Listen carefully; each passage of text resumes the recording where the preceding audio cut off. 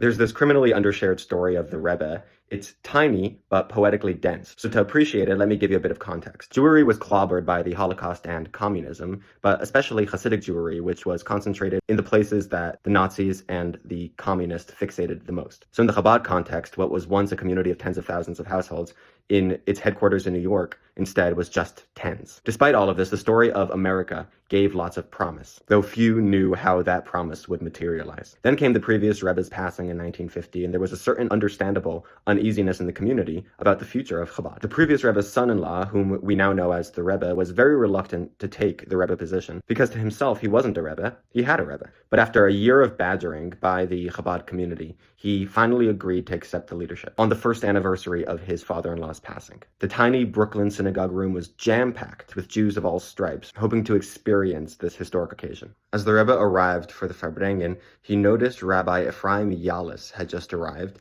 and expressed to the Rebbe how unsure he was if he'd be able to squeeze into this crowded room. The Rebbe offered him to hold on to the Gartel of the Rebbe. Gartel is a Hasidic sash, and to follow the Rebbe into the room. And that's what he did. To me, the story underlines the intimacy and vulnerability the Rebbe offered his followers. It was that sensitivity that led to the successful building of the largest Jewish movement in the world. He said, "Follow me and we'll take it step by step." On this Shabbat, we enter the 75th year of the Rebbe's leadership, and we do so with gratitude to the Rebbe. Additionally, we remember that the Rebbe always taught that to the others in our life, we are a potential Rebbe. So we should be prepared to allow others to grab a hold of our Gartel.